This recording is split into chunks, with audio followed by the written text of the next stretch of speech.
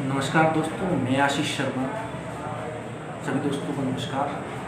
जय हिंद, जय भारत। दोस्तों, आज एक प्रमुख विषय मैं आपके सामने रखने जा रहा हूँ।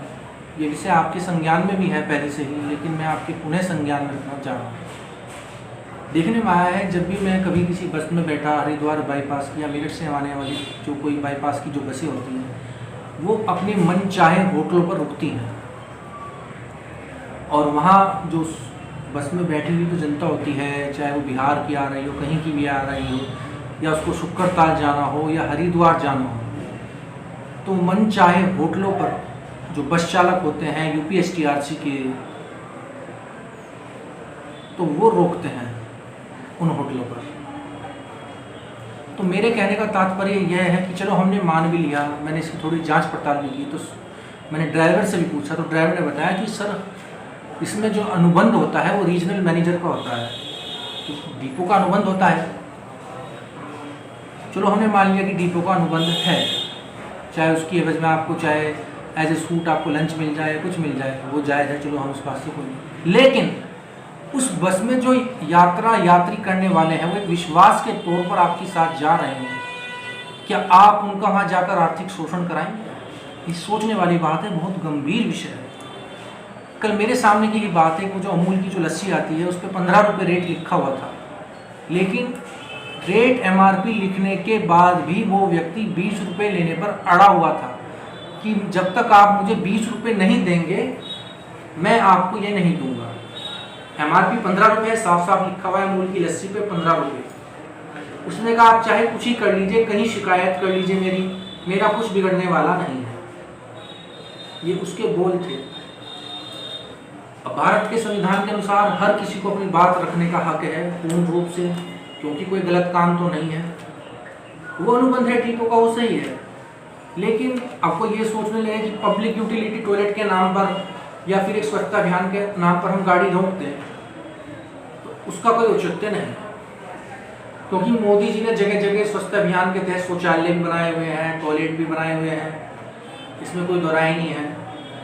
लेकिन आप इस तरीके से अगर जनता को वहाँ जाकर उन होटलों पे लुटवाएंगे, उनका आर्थिक शोषण कराएंगे, तो कहीं हद तक बिल्कुल भी सही नहीं है, क्योंकि वो एक विश्वास के तौर पर आपकी बस में यात्रा कर रहा है कि मैं सही समय पर वहाँ पहुँचूंगा।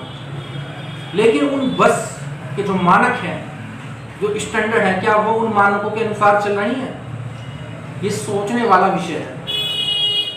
क्या आपके मानक पूर्ण है कि आपको एक अथॉरिटी दे दी गई है कि आपको ये बस उस ढाबे पर रोकनी है, और उसमें जो बैठे हुए यात्री हैं, जो भोजन जो है, जो भोजन है, जो जिसकी क्वालिटी या जिसका सादा भोजन वो 30, 40, 50 जो भी है, उसकी एवज में आप उसको 150 भी ले रहे हैं, 250 भी लिए जा रहे हैं होटलों द्वारा।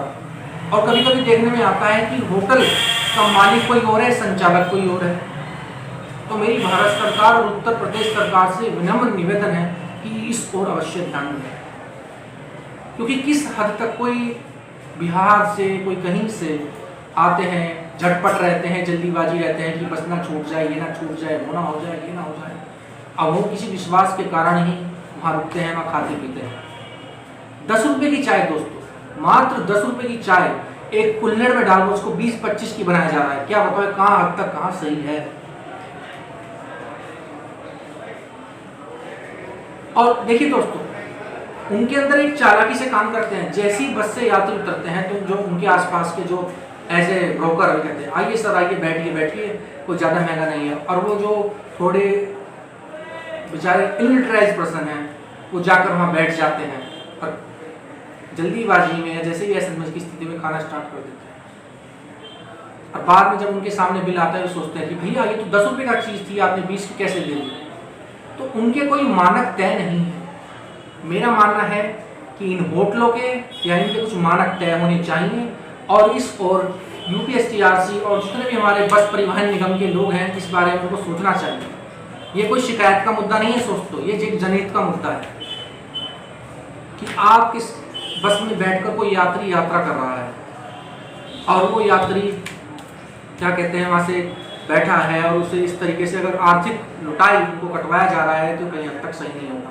और मुझे दोस्तों आपसे भी आशा है कि आप मेरा इसमें बहुत समर्थन करेंगे, क्योंकि हमें जागरूकता लानी है। आप समझ सकते हैं कि इस तरह का मुद्दा उठाना बहुत जरूरी था। मैंने अपनी बात आपके सामने रख दी है और इसको आगे रखने का आप काम करेंगे दोस्तों। नमस्कार, जय हिंद, जय भारत, धन्यवाद।